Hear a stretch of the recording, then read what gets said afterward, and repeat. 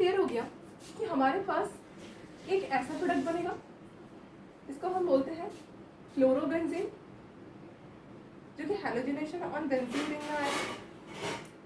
एक और ऐसा प्रोडक्ट बनेगा जिसको हम बोलते हैं नाइट्रेशन। क्या बोलते हैं? Nitration on benzene.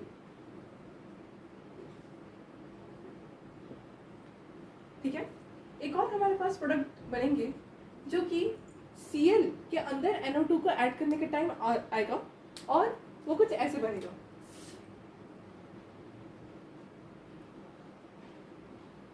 सबको आपको बनाना सिखा रही हूँ, कंफ्यूजन ना। एक आपका Cl है, एक आपका NO2 है। इसको हम बोलते हैं nitration on chlorobenzene.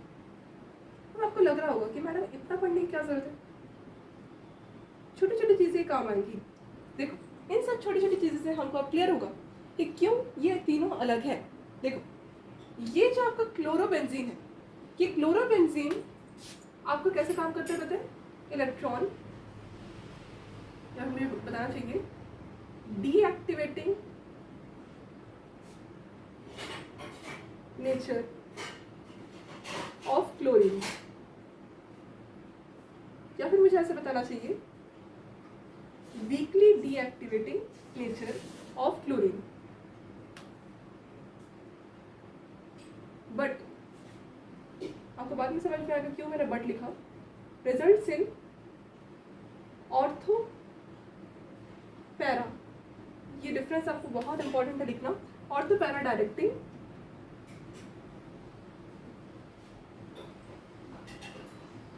Electrophile substitution. ठीक है, कितना लिखूं? इसके बाद यहां इसका लिखना NO2 is strong electron withdrawing group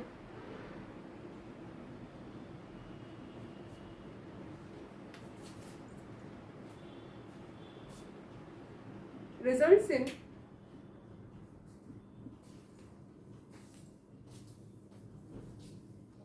meta directing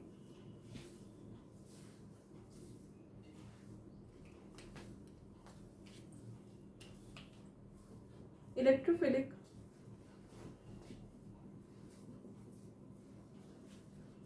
substitution reaction।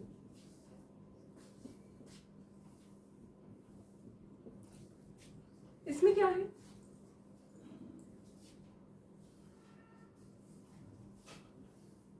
इसमें हमें देखना है the nitro group is electron withdrawing group. मैंने लिखा ही है यहाँ पहले, ये रहा इलेक्ट्रॉन विड्रॉइंग ग्रुप, जिसको हम EWG लिखते हैं। एंड डीएक्टिवेटिंग, इसको लिख सकते हो deactivating decreases the stability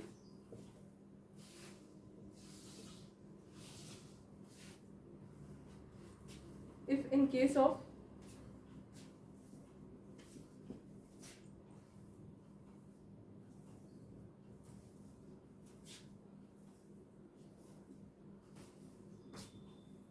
reaction opposite mechanism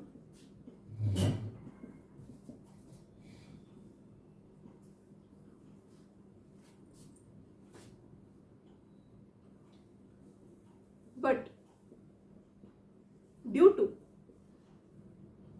deactivating nature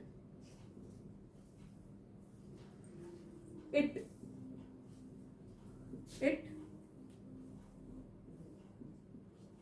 preferred to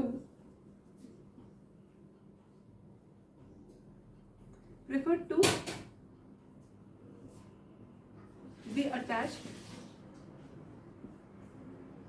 in metaposition.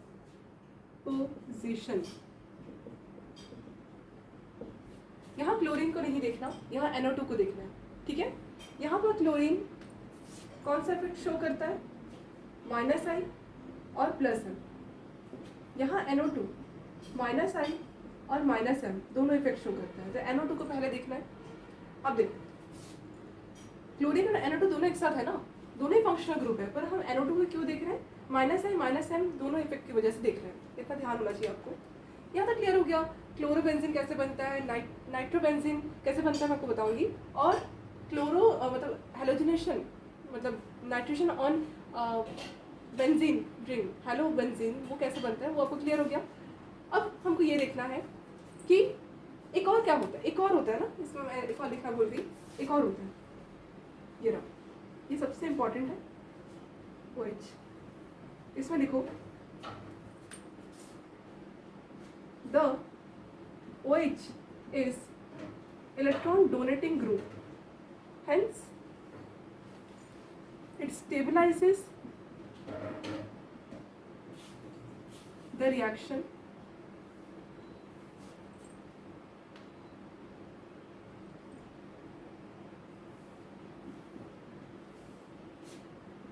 in case of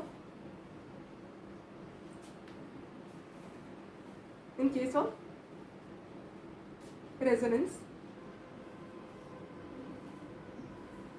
also known as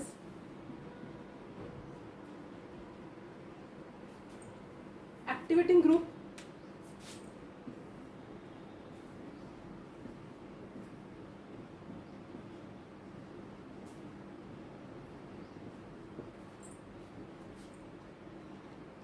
activating group कहते हैं OH को, and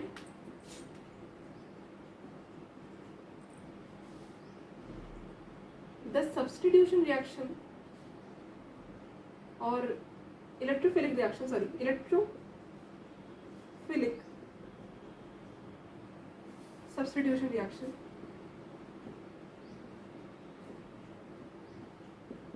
prefers to be in ortho para directions, ठीक है, इतना नोट कीजिए।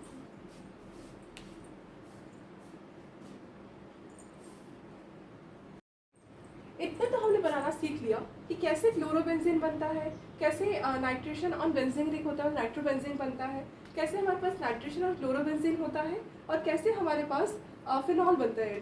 This particular molecule is called phenol. Okay, तो इतना आपको पता होना चाहिए कैसे कैसे बनते हैं।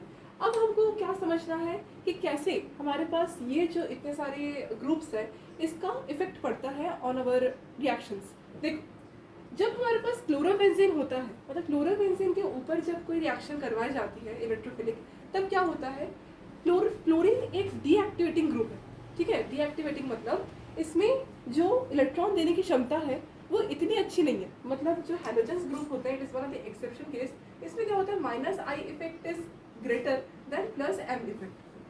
इलेक्ट्रॉन देना इज कॉल्ड +M, रेजोनेंस के टाइम देगा इलेक्ट्रॉन।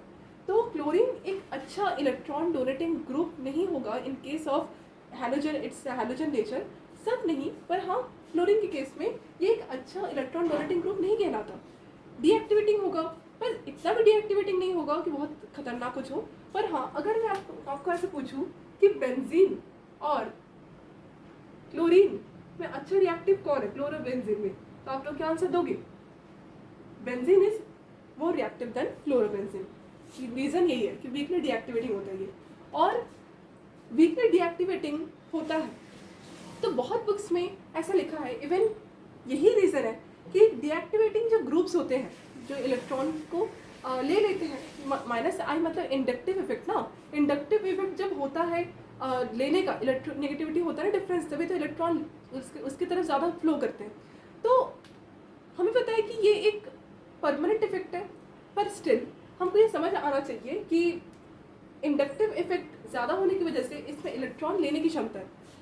तो हमने तो ऐसे पढ़ा था कि जहाँ इलेक्ट्रॉन लिया जाता है वहाँ ऑर्थो पैरा डायरेक्टिंग ना होके मेटा डायरेक्टिंग होता है ना, बहुत बुक्स में से लिखा है, इवन एनसीईआरटी बुक में भी लिखा है। तो ऑर्थो पैरा डायरेक्टिंग ना होके मतलब जो अपकमिंग इलेक्ट्रोफाइल आएगा वो कहाँ ऐड होना चाहिए, ऑर्थो पैरा डायरेक्टिंग में ऐड होना चाहिए, है ना। पर क्या बोलूँ, मेटा डायरेक्टिंग मतलब मेटा पोजिशन में ऐड होना चाहिए, पर मेटा पोजिशन में ऐड ना होके इसको बताया जा रहा है कि ऑर्थो पैरा डायरेक्टिंग है। क्यों है ortho para directing?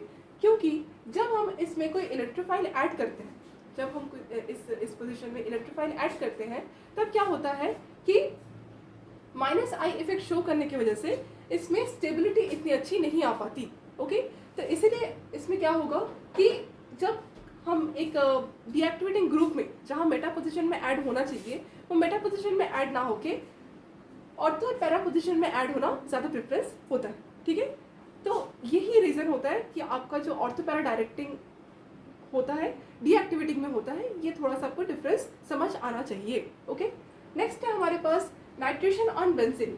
Nitration on benzene क्या होता है कि जब बेंजीन रिंग के ऊपर कोई नाइट्रो ग्रुप ऐड हो, जैसे NO2 हो गया, अब NO2 आपका नाइट्रो ग्रुप है और NO2 आपका क्या है, सिंपल है, NO2 एक इलेक्ट्रॉन विड्रॉइंग ग्रुप है, मतलब वो इलेक्ट्रॉन को अपने तरफ खींचता है ड्यूरिंग रेजोनेंस, मतलब minus I effect minus M effect show करता है as well as minus I effect show करता है।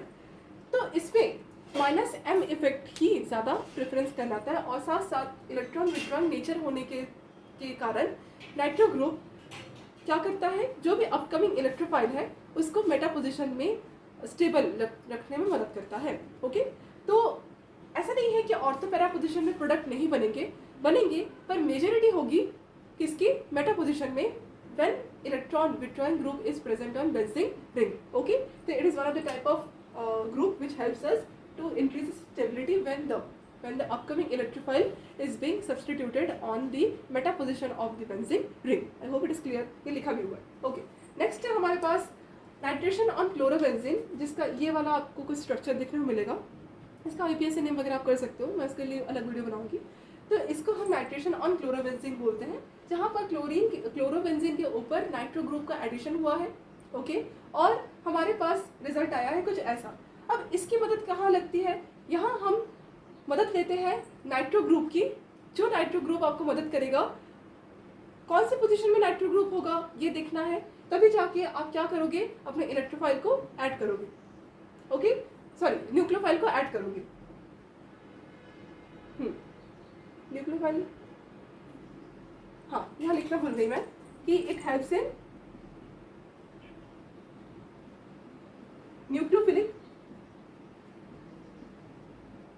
Substitution reaction. और कौन सा मतलब अगर मैं एकदम सही करेक्टली बोलूँ तो SNAE। ओके, ये वाला रिएक्शन यहाँ तक हुआ। अच्छा, अब हमारे पास क्या है, phenol. Phenol is type of OH, यहाँ पर OH ऐड होता है। अब ये OH ग्रुप क्या है, इलेक्ट्रॉन डोनेटिंग ग्रुप है।